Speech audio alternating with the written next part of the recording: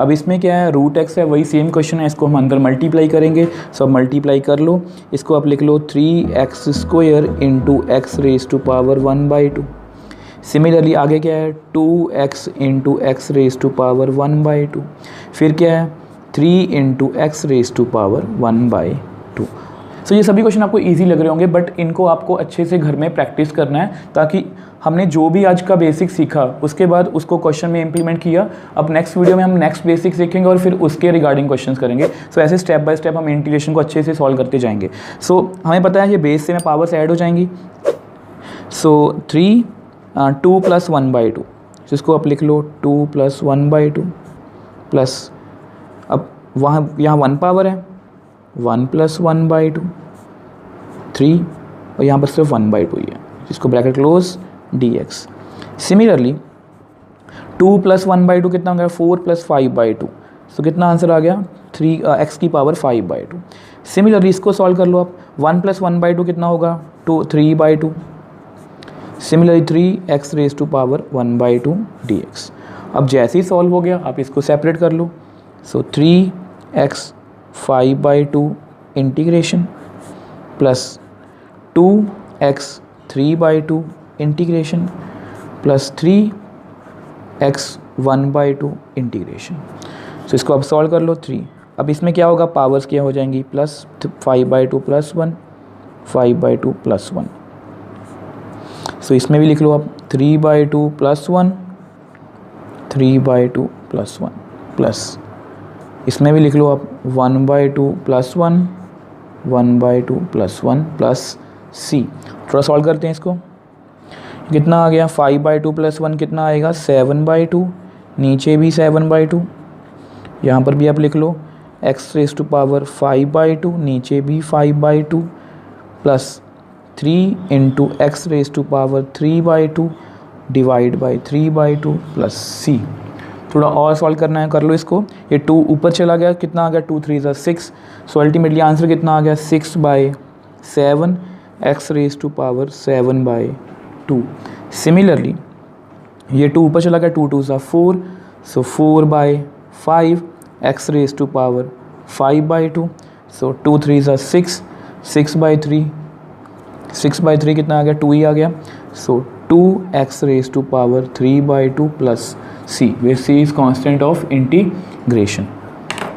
Next question 16 बहुत easy है, आप इसको सेपरेट कर लो, 2x dx minus 3 cos x, क्योंकि इसमें सॉल्व करने के लिए कुछ भी नहीं था। सो प्लस ex dx, और इन सभी की इंटीग्रेशन आपको आती है, आपको पता है 2x की इंटीग्रेशन कितनी होगी, x²/2। सिमिलरली 3 कांस्टेंट ही है, cos की इंटीग्रेशन कितनी होगी, sin x प्लस, और ex की इंटीग्रेशन कितनी होगी, ex प्लस c। सो आप इसको कट कर दो, तो ये हमारा क्या है, आंसर। नेक्स्ट क्वेश्चन 17, ये बिल्कुल सेम है 16 जैसे। सो अब इसको सेपरेट कर लो, 2x² dx minus 3 sin x dx plus 5 √x dx।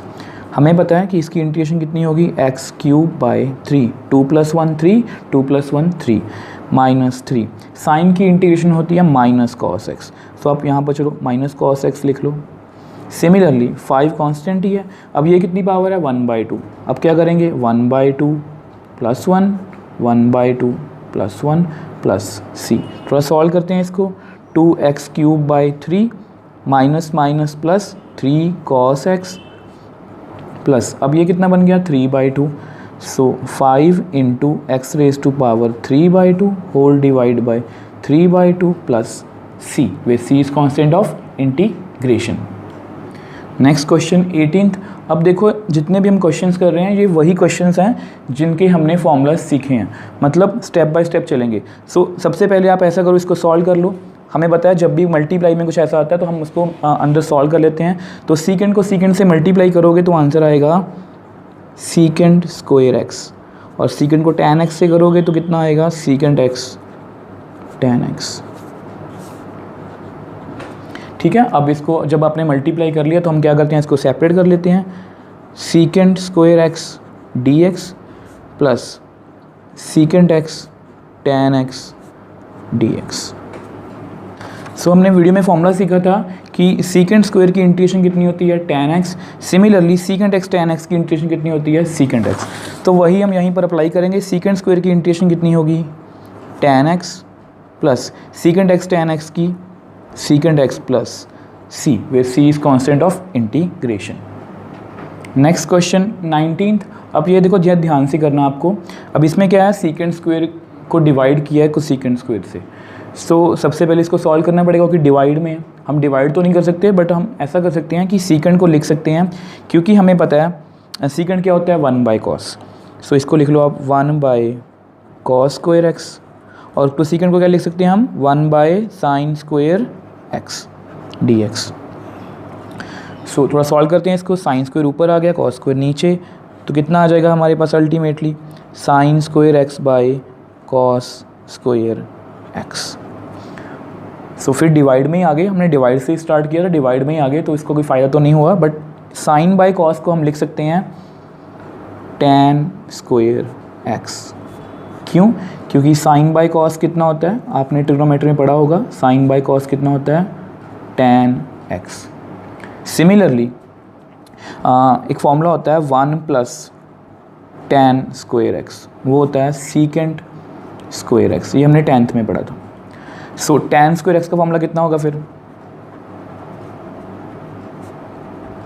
Secant square x minus 1। अब इसको मैं ऐसे क्यों लिख रहा हूँ, क्योंकि मुझे tan स्क्वायर की इंटीग्रेशन नहीं आती, इसलिए मैं tan स्क्वायर को सीकेंट स्क्वायर में कन्वर्ट कर रहा हूँ, और मुझे सीकेंट स्क्वायर की इंटीग्रेशन, ये देखो यहाँ पर भी की थी हमने, वो आती है। अब इसको सेपरेट कर लो आप, secant square x dx minus 1 dx। अब सीकेंट स्क्वायर की इंटीग्रेशन कितनी होती है, tan x माइनस 1 की इंटीग्रेशन x प्लस c। सो हमारा क्वेश्चन क्या हो गया, सॉल्व हो गया। अब इसमें थोड़ा सा हमें ट्रिग्नोमेट्री का बेसिक पता होना चाहिए। सो उसके हिसाब से हमने क्वेश्चन को मोल्ड कर लिया, जो हमारे, क्योंकि हमें tan स्क्वायर की बेसिकली इंटीग्रेशन नहीं आती। अगर tan स्क्वायर की इंटीग्रेशन नहीं आती तो मैंने उसको फॉर्मूला की हेल्प से सीकेंट स्क्वायर में कन्वर्ट कर लिया, और सीकेंट स्क्वायर की इंटीग्रेशन मेरे को आती है, कितनी होती है, tan x, और 1 की इंटीग्रेशन x।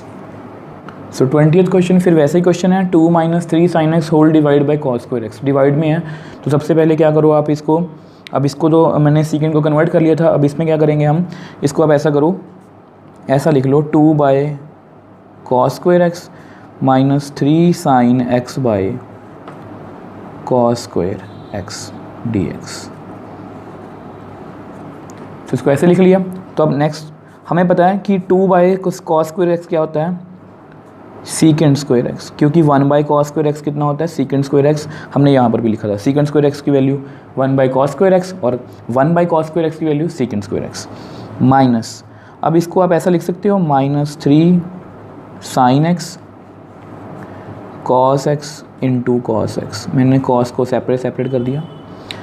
सो 2, सॉरी यहाँ पर इंटीग्रेशन साइन डाल दो आप, अलग अलग कर लिया हमने, 2 सीकेंट स्क्वायर x dx।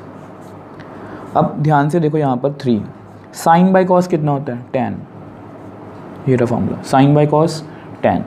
अब 1 बाई कॉस सीकेंट dx। अगर आप ध्यान से देखो तो दोनों इंटीग्रेशन हमें आती हैं। सीकेंट स्क्वायर की इंटीग्रेशन कितनी होती है, tan x। 2 तो वैसे ही लिखेंगे हम, सीकेंट स्क्वायर की integration tan x minus 3 secant x tan x की इंटीग्रेशन सीकेंट x, क्योंकि सीकेंट x का डेरिवेटिव कितना होता है, secant x tan x plus c। So next question 21st, the anti derivative of √x plus 1/√x is. यहाँ पर हमें options दी हुई हैं, MCQ क्वेश्चन है, और ये आजकल इंपॉर्टेंट है MCQ, क्योंकि एग्जाम में पूछे जा रहे हैं। सबसे पहले आप क्या करो, एंटी डेरिवेटिव का आपको मतलब पता है, ये क्या होता है, इंटीग्रेशन। सो बेसिकली हमें √x प्लस 1/√x की इंटीग्रेशन करनी है। तो इसको लिख लेते हैं हम, √x प्लस 1/√x dx। हमें इसको इंटीग्रेट करना है, तो इसको आप ऐसे लिख सकते हो, x रेज़ टू पावर 1/2 और 1/x rays to power 1/2 dx। अब आप ऐसा करो, इसको ऐसे लिख लो, x raise to power 1/2 plus इसको आप ऊपर ले जाओ तो कितना बनेगा, -1/2 dx। हम पावर को ऐसे ऊपर ले जा सकते हैं, आगे क्या आ जाएगा, माइनस।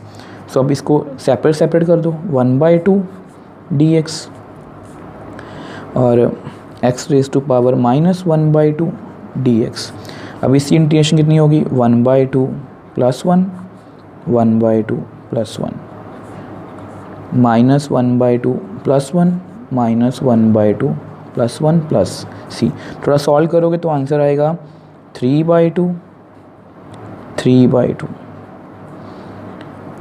1 - 1/2 कितना आएगा, 1/2, नीचे भी 1/2 प्लस c। अब ये 2 ऊपर जाएगा तो कितना आएगा, 2/3। सो 2/3 हमारी दो ऑप्शंस में है। यहाँ पर कितना है, 3/2, 3/2। अब ये ऊपर जाए क्या बनेगा, 2x 1/2। सो हमारी ऑप्शन सी क्या है, राइट आंसर।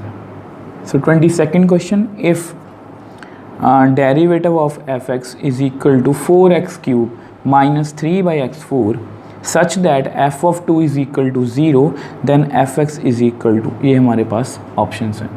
सो बहुत ध्यान से करना है। अब ये क्या है, डेरिवेटिव ऑफ fx। हम स्टेटमेंट को लिखते हैं, डेरिवेटिव ऑफ fx कितना दिया है हमें, 4x³ - 3/x4।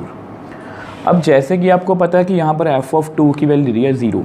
अगर हम fx की वैल्यू निकाल लें तो हम f ऑफ 2 की हेल्प से क्वेश्चन को सॉल्व कर सकते हैं। सो यहाँ पर क्या डेरिवेटिव, हमने आज ही सीखा कि डेरिवेटिव को हम इंटीग्रेशन को हम डेरिवेटिव का रिवर्स प्रोसेस बोलते हैं। सो अगर हम dx को उधर लेके जाएं, 4x³ - 3/x4 dx, तो ये क्या बन जाएगी, इंटीग्रेशन। क्योंकि हम डेरिवेटिव का रिवर्स करेंगे, उधर जाके रिवर्स होगा तो क्या बन जाएगा, ये इंटीग्रेशन। अब इसको हमें इंटीग्रेट करना आता है, 4x³ dx इंटीग्रेशन -3, इसको आप लिख लो x⁻⁻4 dx। हम इंटीग्रेट करते हैं 4, ये कितना बनेगा, 4/4, क्योंकि 3 + 1 4 होता है, -3, -4 + 1, -4 + 1 प्लस c। सो ये कैंसिल आउट हो गया। सो यहाँ पर कितना आ गया, x⁻⁻4 -3, ये कितना आ गया, x⁻⁻3 divide by -3 plus c। थोड़ा और सॉल्व करते हैं। सो इतना आया था हमारे पास, तो इस -3 कैंसिल आउट हो गए, तो हमारे पास कितना रह गया, x⁻⁻4 plus x⁻⁻3 plus c। थोड़ा और सॉल्व कर लो, fx की वैल्यू कितनी आ जाएगी हमारे पास, x⁻⁻4 plus 1/x³ plus c। अब हमने fx की वैल्यू निकाल ली। सो हमें यहाँ पर गिवन था कि f of 2 is equal to 0, तो हम क्या करेंगे, x को 2 पुट कर लेंगे, put x is equal to 2, और f ऑफ 2 हमें गिवन है कितना, 0। तो आप यहाँ वैल्यू फिल कर लो, 2⁻4 plus 1/2⁻³ plus c is equal to 0। ये कितना होगा, 2 2 ज़ा 4, 2 ज़ा 8, 2 ज़ा 16। अब नीचे कितना आ गया, 8 plus c is equal to 0। इसको आप एलसीएम लेके सॉल्व कर लो। यहाँ पर कितना आएगा, 128, 16 is 128 plus 1 divide by 8 plus c is equal to 0। तो हमारे पास कितना आ गया, 129/8 plus c is equal to 0। So हमारे पास c की वैल्यू कितनी आ गई, -129/8। अब fx की वैल्यू ये रही, x4 plus 1/x³ plus c। अब मैंने यहाँ पर लिख ली, तो मैंने c की वैल्यू यहाँ फिल कर दी, तो कितना आंसर आ गया, x4 प्लस 1/x³ माइनस 129/8। तो ये हमारा किससे मैच कर रहा है, option A is the right answer.